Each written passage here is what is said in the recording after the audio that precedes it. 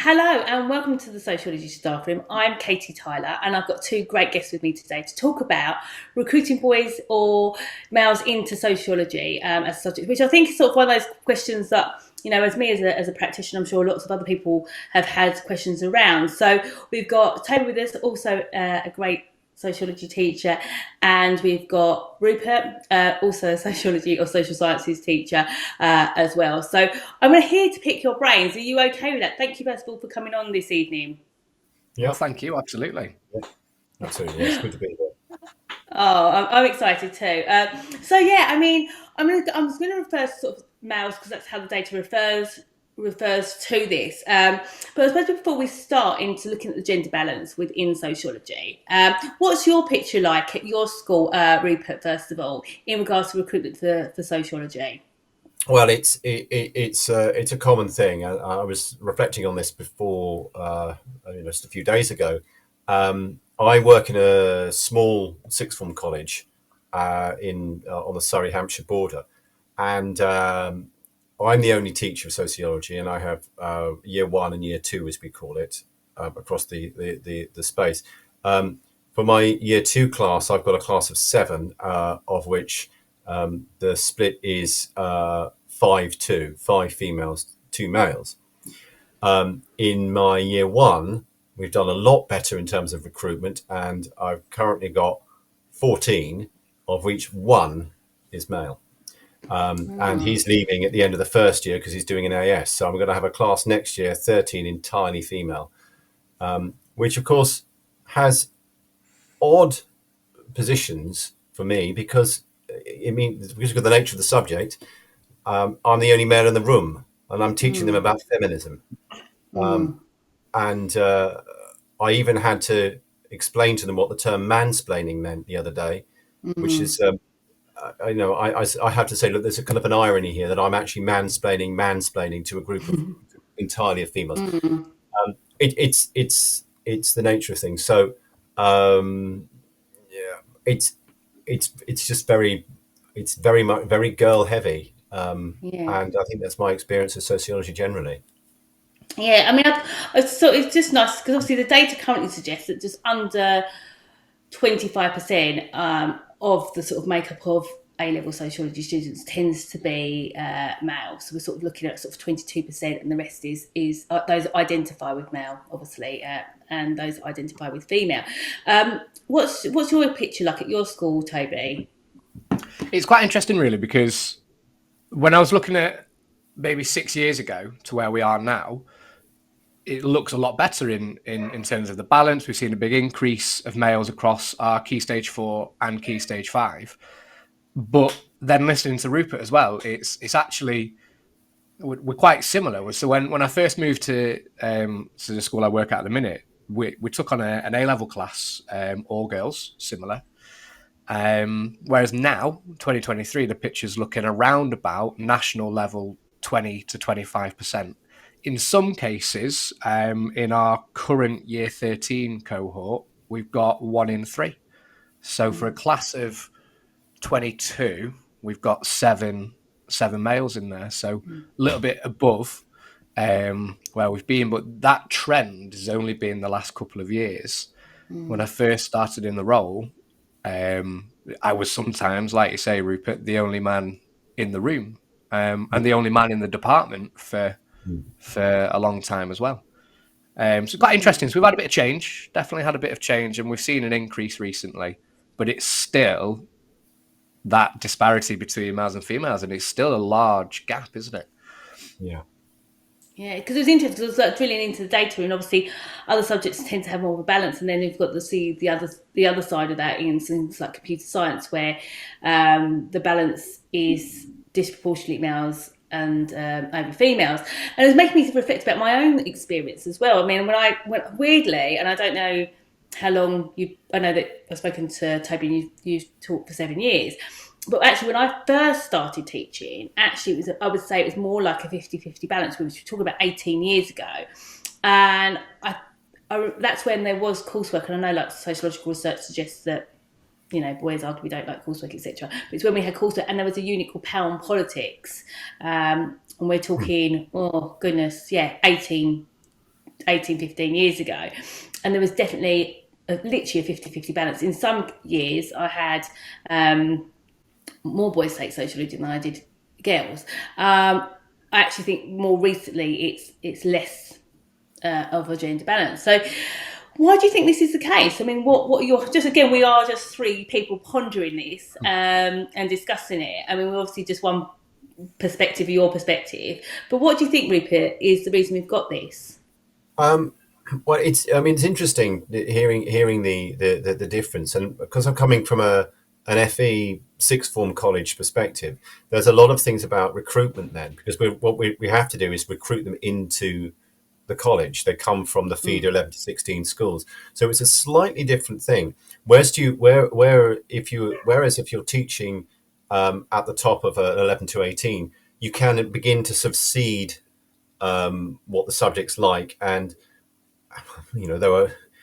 one doesn't want to toot one's own horn, but you build up a rapport with kids if you're teaching them at GCSE, either sociology or history, which is my other subject, or something further down the school. You can build a bit of a following. Yes, I'd like to do that. Oh, you're teaching both of them. Okay, I'll do that.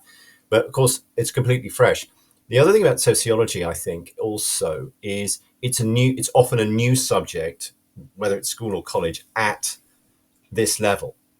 And what I'm tending to find is I'm getting quite a few kids who are literally junking almost all of the subjects that they've done at GCSE and doing a completely new slate.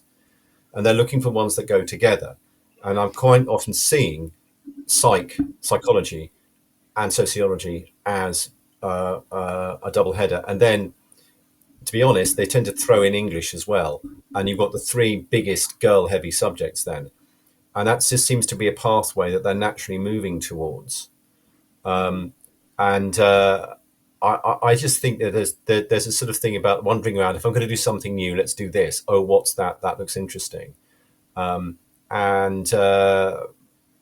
not so much seeing I'm seeing one or two of the old-fashioned, I think I say old-fashioned, really politically motivated types. I've got one who's come to say to me, well, we don't offer politics A level, but we do sociology, which is the next best thing. And I think there was a time in the past where politics and sociology and history, indeed, were quite a nice, tight group that a particular student would go for. And history being more or less equally balanced between males and females, you get more that way. I'm just seeing that sort of sociology and psychology. I don't know if they're offered in your schools, but it's a very kind of common link up, and psychology is even more girl heavy than sociology, I think. Well, that's interesting. Yeah. Well, what's your experience? Thank you for that, Rupert. What about you, Toby? What's your experience on that? And what's your experience, but I suppose what your perspective on it? Why do you think there is this sort of disproportionate balance?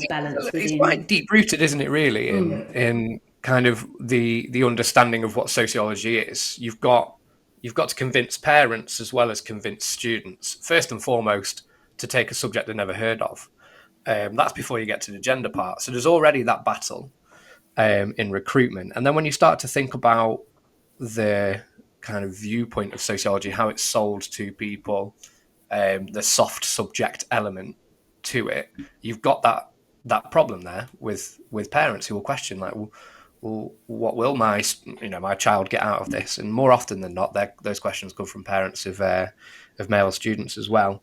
You mentioned, interestingly, just that link to politics, which I won't get down the rabbit hole on this, but thinking like EBAC and the introduction of the EBAC and the kind of pushed aside of sociology over the last 18 to 20 years, we're going to see these fluctuations of 18 years ago, when you're referencing having lots more males in the classroom, might have been at a time where sociology was more prevalent and kind of accepted. I feel like there's a resistance at times to sociology. We talk about this obviously in our subject area, don't we? Within the curriculum. But yeah, I think it's deeper than what's happening in schools. I think it's a societal expectation, maybe a stereotype. You have a lot of boys who ask the questions, well, what is it? Is it about my brain? And then you go, no, that's psychology. Oh, so is it about like my friends, my family, and then sometimes that's when a boy switches off. It's less, I find a drive seems to be the criminal aspect. At the Yeah. minute, you mentioned criminology to the year nines who are looking, key stage 3 into key stage 4, Mm. and it's shoot up a little bit. So yeah, there's no one answer, is there? There's no one answer, but I do think it's quite a deep rooted stereotypical thing that Mm. it's not new. It's something that's been continuing for quite a while. And I know later we'll discuss on kind of how to break that. So I'll be quiet now. No, definitely. I mean, I totally hear you on this. I mean, it's like going back to what Rupert was saying about the irony. I mean, you're talking about, the in the sociology of education subject choices and why there are gender specific subject choices, and then you're standing and sort of replicating that within the classroom. And like I think you said to you, I think like you just said, Toby, it's so deep rooted. It isn't just your individual subject. It could be a combination of things, like you said, as the sort of the stereotypes that might go along with it. That it's seen as genderized itself as a subject. Potentially, and where it might sit within a school, whether it's in the humanities department or whether it's within health and social care and childcare within a sixth form or within an FE college. You've got also, I suppose, if like you said, it's deep rooted. I was thinking about my own experience, and then there's gender balance there, and then you think how that's replicated when you go off to university and do your degree, and in the proportion of sociology students then may go off and go on to teaching, then you've got that sort of gender role model as such in the classroom. So yeah, definitely hear that. So I suppose my next question is, which I know you sort of alluded to, Toby, is what I suppose, first of all, why is it important to have, or is it important to have a gender balance? Do you know what I mean? Is it even important? And if so, why? If I come to you first, Toby, and I come to Rupert, why do you think that might be the case? What are your views on that? Should we? Is it important? Is it damaging? Not necessarily. I think the important element, particularly for young boys, is to give them like that ability to learn empathy and to take the blinkers off a little bit. And that that can go to any young teenager, male or female. But particularly for boys, I find it really interesting when you've got that 14-year-old in comparison to the 16, 17-year-old you have later on. Having that 14-year-old have that conversation about feminism and then look at you and go, what do you mean you're a feminist? You're a man. And it's interesting because that's where they're cognitively at, aren't they? That's how they look at it quite literally. So I do think it's important that more boys do take sociology in the aspect of developing empathy, getting a bit of a deeper understanding. It can shape their behaviours, change their behaviours. Personally, for me, I know when I was a teenager, I'd never heard of sociology, and it really did open up my eyes and change my view and all that when I was a bit younger. And I do think that more boys do need that. So I do think it's an element of importance, but I don't think the statistics aren't damaging to society as such. The only thing that I think is frustrating and quite ironic is the fact that sociology alludes itself to politics, the jobs you might get in the future lead you to maybe representing people in houses of parliament and etc. We have such a small cohort of boys nationally, but more sociologists are male and more politicians are male. So that obviously frustrates the students, and it's a good statistic to look at, and it causes really good debate. It's quite a frustrating viewpoint. Yeah, no, that's worth noting, isn't it? I mean, as you were saying it, I was thinking that myself. You think about how sociology is used in so many fields within the careers, and obviously, we've had a session previously about quiz with Dr. Alison Hu about it, and yet that isn't reflected in the sort of weight of students that are taking it from the gender balance are predominantly those that identify with female. Yet we're not seeing that replicated within politics itself or within academia. I was reading some article about the sort of gender imbalance with academia at degree level and the doctors within that. What about you? What do you think? Is there, what would be the need for you or maybe not for more boys to do sociology? or more I, males? I think it's a really interesting question. Does it matter? We teach it. Obviously, we teach gender imbalance and subject choice as part of the spec. And there's part of me that wonders whether that's as much of a problem as uh, as we seem to make out, particularly when you do it this way round. Them saying there is a problem about girls not doing maths, but is there a problem about girls doing maths, for example, or computer science? Does it really matter? Boys seem to be naturally more drawn to that in the same way that girls are drawn to psych. But I mean, that's a different question.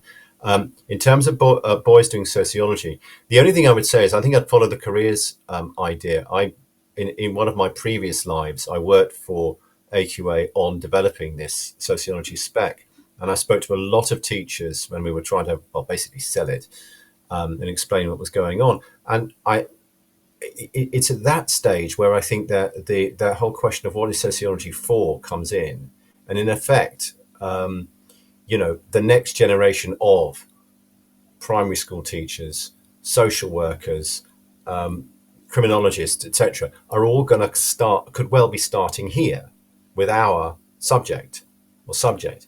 And if we don't want 80-90% of the clinical psychologists to be female, we need to do something about it now. So there is a degree. I mean, I was saying it's the fact that we have a responsibility because this is a route that they often take, and so therefore we're trying to get more coming in, and so it is important up to that point. But I would agree, it's important, but I wonder, it's probably a nice to have thing. I mean, we just have to. It's supposed to be a free choice, and I would never want to make anyone to do the subject, because that's just an exercise in futility, I think. Yeah, like should we do and just be like you're saying, is to just create a balance within the statistics. That wouldn't be like the motivation necessary. But then it's interesting to think about the skills that are being developed within sociology. And I think sometimes this is maybe talking from experience and my own little small world that I live in within the social sciences department, and is that sometimes when we shut that door, you sort of forget that obviously you read the news and stuff, but it's so, I suppose, critical thinking, liberal thinking, questioning, open-minded, non-judgmental, all the things that sociology is about, empathy. And then when you do open the door to the big wide world, you sort of forget that actually not everyone thinks like a sociology student who's able to question and do that. And I think that's the beauty of something that sociology offers. And sometimes I think, I wish everyone took sociology because of those reasons. But ultimately, like you said, you can't force anyone to do that. That's something they've got to arrive at their own time. And sometimes you eke it out through other things like your role maybe as a tutor, or if you have to pick up some PSHE or something like that. And definitely sometimes it's the first time those students have heard of like words like feminism, or seen feminism as more than just radical feminism potentially, or have spoken about hearing the voices, I think, as well of girls. I think sometimes that's really important, without getting into sort of spotlighting and the students feeling like they have to be representative females, is hearing their views and their experiences of maybe victimology or something like that. It's quite interesting. So ways forward. I mean, I say ways forward. We're still obviously working towards that and trying to create, a more sort of wider recruitment within sociology. What things do you guys do? Like, Toby, what do you do in order to sort of engage or recruit students? Because obviously that's where it first starts, is the recruitment process. Yeah. I think, again, small bubble for me at this school in Cheshire is a case of before I started, it was a completely female department of 6 or 7 incredible teachers. Small numbers. Sixth form was a bit smaller back then as well. I think the key element is role models. And I'll say that delicately. I don't mean that in order to drive recruitment, you must have a male member of staff. But what I'm suggesting is that role model for a young boy to see and go, oh, actually, yeah, there's a male teacher there. Somebody might identify with, maybe find that they'd learn a bit easier with, does really help. And I've kind of seen proof in the pudding, because one of our most recent employees to the department is a male as well. And we've looking at projections for September, the current year 9 going for Key Stage 4 sociology, is looking at about 33% boys again. And that's at the minute, that's just a projection. So there's an element of gravitas there in between having that male role model. But I do think that's a smaller element of the recruitment, though. I think a lot of it is breaking down that barrier of a misconception of what sociology is. And that happens at open evenings.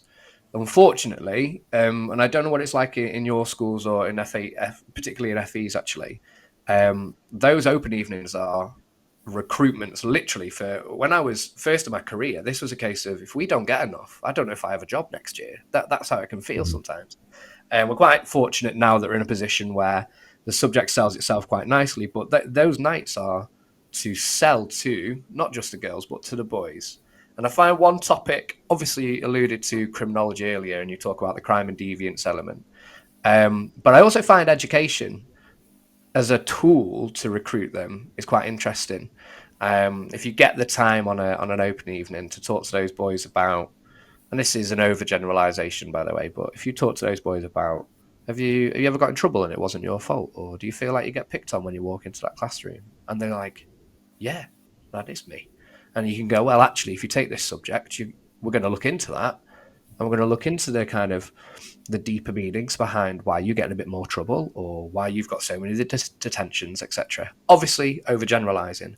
But I've found we've seen a bit of an increase in males in the last couple of years because they're interested a little bit more about understanding themselves and developing that empathy. Not every boy is going for that, but I've had those conversations and I've heard other members of my department have that conversation at open evening during recruitment, and it's the carrot on the end of the stick. There's a stereotypical view of the criminal nature, but I found using that education discussion and that light bulb moment of, wait a minute, I'm not always naughty, and maybe I am labelled. That sometimes helps. But yeah, I think the role model element also links as well, just because we've seen a bit of an increase since having a male in the department. We've seen an increase in more males in Key Stage 5 as well. Yeah, it's interesting you said that because I think sometimes hooking students will stop, irrespective of background, is making it applicable to them. And sometimes it stops being such an abstract subject when you start talking about things that are meaningful to them. Like, have you got a sense of inquiry, and what things do you question? Have you questioned this? Have you questioned that? Yeah. And they're like, yeah. And maybe I leaded that as well. Like, what questions do you have? And partly because that's what sociology did for me as well. What about yourself, Rupert? What do you do in order to, in terms of recruitment? Well, I mean, again, the FE world is slightly different because we're just getting them cold, or we have open evenings, like you said, but we don't know them and they don't know us. So there's no previous to it. What we have managed to do is I've been invited into a few of our main feeder schools to give a talk. They regularly have talks every so often. So once a term, I'll talk to a cohort of year 10s. And I've got a presentation I use. And the way I do it is to talk about it in terms of, I can say social facts, and you'll all know what I mean. But I put, I know you might say that social facts don't exist, but we won't go into that now. But I'll say something like, why does crime happen? Go on, why does crime happen? Don't you want to find out why crime happens? And they'll look at me, and I get that kind of odd, that odd sort of dog look. Really? What? I wouldn't expect. I thought it was all about feminism. No. Why does crime? We're going to answer this question. Why wouldn't you want to know? Why does crime? And then I give them a very sort of potted version of strain theory, but saying, have you ever felt that strain? And I put a picture of a beautiful couple on a private jet, and someone with his hands in his head in his hands on a desk, and say it's because you thought it was going to be like that, but it's going to be like that. And they're beginning to sort of understand, to make that connection about sort of we're going to answer some really, really basic fundamental questions about life, and that life and the world is difficult and unpleasant and messy and complicated, and it's a way of trying to find our way through it. So and I've had some traction from that. The other way I do it when I'm having one-to-ones, when we have open evenings, is again because it's FE. we're focused much more on outcomes because we only have them for 2 years. What are they going to do at the end? And as soon as they start talking about that, whenever they say, might be interested in law, then that makes a big difference because we can then sort of link law and sociology together, which I know is very, very close, but I don't think it's very well understood. They see sociology like it's kind of another English A level, or like psychology is actually closer to law. And I say you come out then, because we offer law A level, which I know isn't that common, particularly in schools, to be able to say you can go out, you can apply then to do a law degree, knowing what law is and what crime is and why it happens. And that's a really, really powerful thing. And I've sent a number of students successfully off to do law degrees with law and sociology in the back pocket, and really, really confident about being able to talk about law and talk about strain and talk about all the other things about law and crime and enforcement and all of that sort of thing. And that sort of challenging stereotype slightly about the fact that it's all about feminism. And I've had some really interesting conversations about sort of people thinking I might be interested in that because they've seen Suits or they've seen some law, they have this fantasy about being a lawyer. But okay, fine, we'll feed it. I said sociology is like it's like a stretch sock. It will only open opportunities for you, and you're thinking about that, and that's quite a fruitful discussion. And dare I say it, I don't think that has particular gender bias to it. And in fact, some boys, I think, would really respond well, saying, because law is a good professional career, which could be very, very well remunerated. And if this is a way of getting there, then yeah, sure, I'm interested. So you try anything you need to. Because as you were talking, I was just thinking maybe the question isn't just about, obviously the reason I want to look at gender is because of the gender statistics, but maybe the question isn't about gender. Maybe the question is about just demystifying sociology and what it is. Yeah. Because actually, I was thinking, as I was reflecting as you were talking, was just actually there are a lot of myths around sociology, a lot of myths. And maybe it's true for other subjects. I don't teach other subjects, other than actually I do, but I mean within social sciences I do. I wonder if it's demystifying that. I mean, I know that it's common. I know some schools are trying out giving the same entry requirements as other subjects, but traditionally sociology, with some of the humanities, tends to have lower grade requirements to say, I don't know, maths or chemistry, and that probably adds to that myth around what sociology is. I mean, what are your views on that? I mean, it's something I was thinking as you were talking. I was like, is it a question not about gender? Is it a question more about the myths that circulate around sociology as an A level or as a GCSE? I'll come to you, Toby, or Rupert. Go for it. Yeah. Oh, sorry. Yes. I certainly completely see what you're saying there. I mean, I think the way in which sociology is sort of one of the things that we suffer from sociology, and this is true in schools and colleges, is because it's generally brand new in the sixth form. So I also teach A-level history, and I have it's smaller, but the ones who want to do it really want to do it. They've loved history all the way through school, and they're absolutely committed, and it doesn't matter what bit of history I'll be teaching, that's what they want to do. But with sociology, we're at a standing start. And it's just much harder even to get a voice. They might pass us by and think, oh yeah, well that's sort of interesting, but then there's a whole range of other new stuff that's around, and we'll always slightly suffer compared to psychology because that seems to be more sciencey and has that better that thing there. So I think we suffer because it is brand new. I also think it's I don't teach GCSE sociology. I know it's offered in some schools, and I'm getting one or two who come through, but I don't know that there's many reflections about that. And I think your point about demystifying sociology is really interesting because if you talk to them about, you're going to answer some basic fundamental questions about life and how you fit into it and why certain things happen, and actually help really build your career rather than it be something you put into. In terms of, just very quickly, because I know I've been rabbiting for too long, in terms of grade requirements, We don't have all we have for sociology is they must have got a 6 in English to be allowed on the course, and even that we don't enforce too much. But actually, that's higher than that I do to let people onto history. So I mean, we say 6 simply because of the amount of essay writing, and that's still problematic. But also because we sort of have to take whoever's interested, whoever comes along, because it's there's no previous on it. Yeah, and it's hard to get that. So sometimes the students might not particularly have liked. I'm trying to think English for argument's sake, but it ends up being quite good. Sociology doesn't always go hand in hand, from my experience. Sometimes, obviously, the basic literacy skills need to be there, but it's not. That's all that needs to be there, basically. What about yourself? Final thought from Toby. What are your sort of thoughts around sort of that last question around the demystification?